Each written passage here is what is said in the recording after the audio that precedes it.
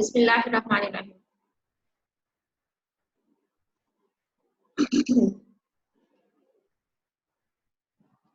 बिस्मिल्लाहिर्रहमानिर्रहीम। रब्बी इश्रह ली सदरी व यस्सिर ली अमरी वहलुल उक़दतम मिन लिसानी यफ़क़हू क़ौली। आज जो हमारा डिस्कशन का टॉपिक होगा दैट इज वैलेंसी। वैलेंसी को सबसे पहले डिफाइन करते हैं। Combining ability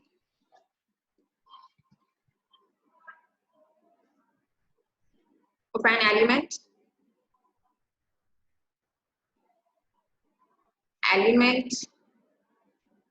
with other elements.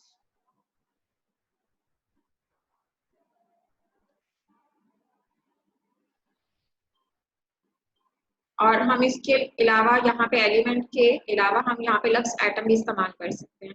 Combining ability of an atom with other atom. ठीक है, ये आसान अल्फाज में समझने के लिए कि ये क्या होता है कि एक एटम की दूसरे एटम के साथ जुड़ने की जो सलाहियत है हम उसको वैलेंसी कहते हैं। ठीक है, अब इस डेफिनेशन को समझने के लिए हम एक दो एग्जांपल लेते हैं। तो सबसे पहले एग्जांपल है दैट इज वाटर। ठीक, इसमें ये दिखाई दे रहा है कि हमारे पास ऑक्सीजन जो है वो दो हाइड्रोजन एटम्स के साथ जुड़ी हुई है। ऑक्सीजन ने दो बॉन्ड्स बनाए हुए हैं दो हाइड्रोजन एटम्स के साथ। तो यहाँ पे ऑक्सीजन की जो कंबाइनिंग एबिलिटी है वो 2 है। बट अगर हम इसको खोल के देखते हैं वाटर को, तो हाइड्रोजन जो है उसने एक बॉन्ड बनाया हुआ है। ठीक है, तो इस वजह से हाइड्रोजन की कंबाइनिंग एबिलिटी जो है वो 1 है। इस के साथ साथ जो है हम टर्म्स जो वैलेंसी के साथ इस्तेमाल करते हैं, इसको दूसरे अल्फाज में जो हम देखते हैं, तो वैलेंसी के अलावा जो है टर्म इस्तेमाल होती है इसके साथ, वो है ऑक्सीडेशन नंबर या ऑक्सीडेशन स्टेट।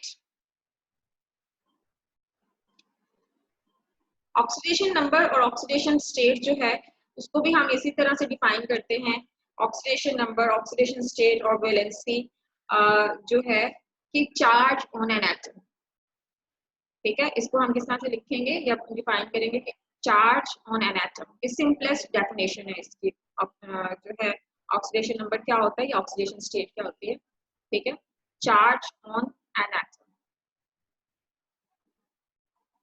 जो वैलेंसी का कॉन्सेप्ट है इसको समझना बहुत जरूरी है, क्योंकि केमिस्ट्री के अंदर जो है एक बेसिक जो है नीड है। अगर आपने किसी भी कंपाउंड को बहुत डीपली देखना है, आपने कोई रिएक्शन लिखना है, तो उसमें आपको पता होना चाहिए किसी भी एटम की वैलेंसी क्या है या किसी भी एटम के ऊपर चार्ज क्या आता है। ठीक है, या किसी भी एटम का ऑक्सीडेशन नंबर क्या है।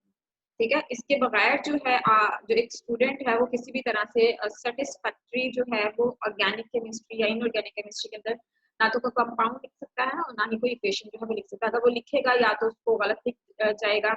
ठीक है, लाइक मैं यहाँ पे अगर लिखती हूँ तो हमारे पास जो है वो डिफरेंट एग्जाम्पल्स हैं। सोडियम जो है मैं सल्फेट लिख रही हूँ, सोडियम सल्फेट में लिख रही हूँ।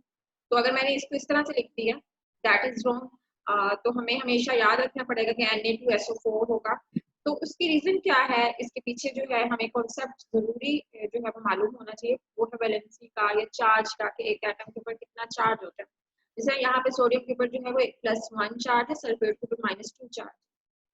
ठीक है, तो हम जो है वो क्या करते हैं कि जब हम सोडियम सल्फेट का फॉर्मूला लिखते हैं तो हम एक्सचेंज कर देते हैं चार्जेस को। ठीक है, जिस तरह मैंने बताया कि सोडियम के ऊपर +1 चार्ज है, सल्फेट के ऊपर माइनस जो है वो 2 चार्ज होता है। जब हमने सोडियम सल्फेट को इकट्ठा करके इसका फॉर्मूला लिखना होता है तो हम जो है एक्सचेंज करते हैं चार्जेस को विदाउट देयर साइन, यानी कि हमने सोडियम के नीचे जो है वो सल्फेट का चार्ज लिखना है और सल्फेट के नीचे जो है वो सोडियम का चार्ज लिखना है, बट विदाउट देयर साइन। तो इसको हम अगर एक्सचेंज करेंगे तो हमारे पास एक्सचेंज करने के बाद इस तरह से लिखा जाएगा Na2SO4। तो 1 जो है वो नहीं लिखा जाता, यानी कि अगर SO4 के साथ 1 लिखना होता तो मतलब इस तरह से लिखा जाता है SO4 1, बट हम 1 नहीं लिखते। ठीक है, तो हम जहाँ पे भी 1 आ जाएगा उसको इग्नोर करते हैं, तो इस वजह से सोडियम सल्फेट का फॉर्मूला होता है Na2SO4। अब ऐसा लगता है कि ये सारा जो है वो एक मेमोराइजेशन है कि हमारे पास सोडियम के ऊपर हमेशा +1 चार्ज होगा, और जो है मतलब यहाँ पे हम ऑक्सीजन की बात कर रहे थे तो ऑक्सीजन जो है उसके ऊपर -2 चार्ज होता है, हाइड्रोजन के ऊपर +1 चार्ज होता है। ठीक है। तो ये जो चार्जेस हैं ये मेमोराइज करने पड़ते हैं, कोई रटता है ऐसा नहीं होता। कुछ छोटी सी टिप्स हैं, एक तो शॉर्टकट है, डिपेंडिंग अपॉन स्टूडेंट्स। ठीक है, अगर तो आपको इन छोटी छोटी टिप्स के साथ जो है वो वैलेंसी या चार्ट किसी भी आइटम के ऊपर याद रह जाता है, दैट इज वेरी गुड। आपको बहुत ज्यादा स्ट्रगल नहीं करना पड़ेगी। लेकिन अगर आप इसको इस तरह से इन टिप्स से जो है वो नहीं याद रख सकते, तो आपको नेक्स्ट मेरे आगे जो लेक्चर्स हैं वो मैं प्रिपेयर करूंगी, आपने उनको देखना है, तो फिर आपको वो डिटेल से समझ आ जाएंगे कि किस तरह से किसी भी आइटम के लिए चार्ट। ठीक है, तो पहले जो है हम शॉर्टकट की बात कर लेते हैं कि जो चार्ज होता है किसी भी एटम के ऊपर, जिस तरह हम कहते हैं हाइड्रोजन के +1 चार्ज है, तो ये बेसिकली दो तरह से हो सकता है। Number one, charge will be equal to, charge is equal to element का जो ग्रुप है वो ग्रुप नंबर है, वही उसका चार्ज है। ठीक है, लाइक हमारे पास यहाँ पे ग्रुप नंबर 1 है, तो charge is equal to group number, यानी कि एक हमारे पास ये रूल है किसी भी एटम के ऊपर चार्ज को देखने के लिए, ये शॉर्टकट है। ठीक है, बट हम इसको डिटेल से भी देखेंगे। इसकी एग्जांपल में क्या आ सकता है, हमारे पास जितना भी ग्रुप 1 है उनके सब का जो चार्ज होता है, चार्ज ग्रुप 1 है, ग्रुप 2 है और जो ग्रुप 3 है, इन सब के साथ ये सेम है कि जो इनका ग्रुप नंबर है वही इनका जो है एग्जाम्पल मैं आपको दे रही हूँ कि इनके चार्ज में वही होता है। ठीक है, दूसरा ये होता है charge is equal to vacancy, sorry vacancy, vacancy in atom. इसको हम समझते हैं कि ये क्या होता है vacancy, vacancy in an atom.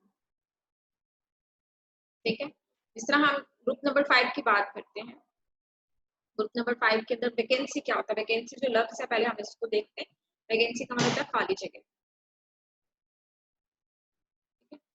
खाली जगह क्या है, मतलब हमारे पास इसको हम जो ग्रुप नंबर 5 के हवाले से देखते हैं। ग्रुप नंबर 5 में सबसे पहले हमारे पास नाइट्रोजन आ जाता है। ठीक है, तो ग्रुप नंबर 5 के जितने भी मेंबर्स हैं उनके वैलेंस शेल के अंदर जो है 5 इलेक्ट्रॉन्स हैं। तो हम इस तरह से ये कहेंगे कि नाइट्रोजन के भी वैलेंस शेल में 5 इलेक्ट्रॉन्स। ठीक है, अब हर एटम जो है वो चाहता है कि उसके वैलेंस शेल में 8 इलेक्ट्रॉन्स हो। अब 8 अगर नहीं है तो 8 तक पहुंचने के लिए कितने इलेक्ट्रॉन्स जो हम किसी भी एटम को चाहिए हैं उसको हम वैकेंसी कहते हैं। ठीक है, जिसमें हमारे पास नाइट्रोजन है, इसके पास जो है हमें, मैं इसके सिर्फ वैलेंस इलेक्ट्रॉन लिख रही हूँ। ठीक है, इसके पास 5 इलेक्ट्रॉन है, तो अब इसको अपना ऑक्टेट कंप्लीट करने के लिए मजीद 3 इलेक्ट्रॉन और चाहिए, तो इसके जो 3 इलेक्ट्रॉन है ये इसकी वैकेंसी है। ठीक है, इसमें खाली जगह है इतने इलेक्ट्रॉन्स को अकोमोडेट करने के लिए। ठीक है, तो इस वजह से हमारे पास ग्रुप 5, ग्रुप 6, ठीक, और ग्रुप 7 जो है,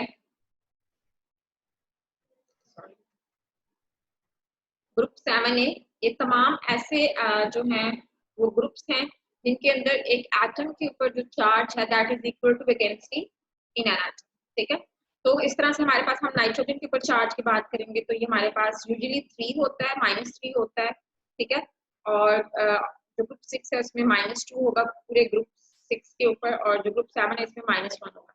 अच्छा, एक और बात आपने याद रखनी है कि जब हमारे पास charge is equal to group number होगा तो फिर हमारे पास जो एटम के ऊपर जो चार्ज होगा उसकी नोयत पॉजिटिव होगी, मतलब that kind of charge will B positive in nature.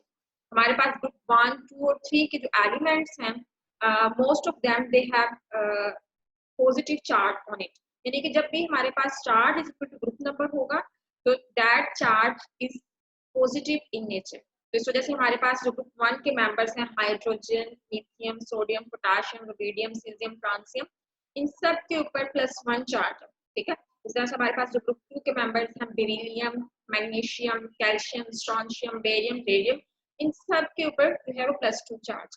ठीक है, और ग्रुप 3 के जो ग्रुप 3A के मेंबर्स जो हैं हमारे पास हैं boron, aluminium, gallium, indium, thallium, इन सब के ऊपर +3 चार्ज होगा। ठीक है, तो बताने का मकसद ये है कि अगर हमारे पास चार्ज जो है ग्रुप नंबर के इक्वल होता है तो तब हमारे पास चार्ज की नोयत पॉजिटिव होगी। सोडियम के ऊपर हम कहेंगे +1 चार्ज है, पोटाशियम पे भी +1 चार्ज है, एक्सेट्रा जो मैंने आपको के साथ बता दिया। लेकिन जब चार्ज वैकेंसी के इक्वल होता है, ठीक है, तो मोस्टली ये चार्ज जो है वो नेगेटिव इन नेचर होता है। लेकिन कुछ ऐसे एलिमेंट्स हैं जिस तरह के हमारे पास जो है वो सल्फर है, दे एग्जिबिट बोथ फिनोमेना, यानी उन दोनों सल्फर के अंदर ये दोनों जो है वो सलाहियतें होते हैं कि ये चार्ज जो है इनके में ग्रुप नंबर के इक्वल भी होता है और चार्ज जो है इनके ऊपर वैकेंसी जो है उसके इक्वल भी होता है। इस तरह सल्फर जो है जब इसके ऊपर चार्ज वैकेंसी के इक्वल होता है तो जब तब इसके ऊपर जो है वो चार्ज माइनस जो होता है उसको हम सल्फाइड बोलते हैं। ठीक है, इस वाले आयन को हम सल्फाइड का नाम देते हैं। ठीक है, लेकिन जब चार्ज सल्फर के ऊपर जो है वैकेंसी के इक्वल होता है, जिस तरह की सल्फेट में जो है वो यहाँ जो चार्ज होता है जो सल्फेट आयन है इसको हम इस तरह से लिख सकते हैं -2 ओवरऑल चार्ज है। लेकिन जो अगर हम सिर्फ सल्फर के ऊपर देखें, सल्फर एटम के ऊपर यहाँ पे चार्ज +6, ठीक है। तो अभी तो ये जस्ट एक जो है मैंने आपको बताया है कि ये शॉर्टकट है कि हम किसी भी एटम के ऊपर जो है कैसे मालूम कर सकते हैं कि उसका चार्ज कितना होगा। ठीक है, तो अगर आपको ये शॉर्टकट समझ आ जाते हैं दैट इज वेरी गुड। अगर आप इससे जो है वो किसी भी एटम के ऊपर जो है उसका चार्ज को मेमोराइज रखने में सक्सेसफुल हो जाते हो तो वेरी गुड। अदरवाइज मैं कुछ और लेक्चर्स भी पुट करूंगी, अगर आप उसको बहुत डेप्थ में जाके फॉलो करोगे तो आपको पता चलेगा कि these charges are not just mere or रट्टा sort of thing।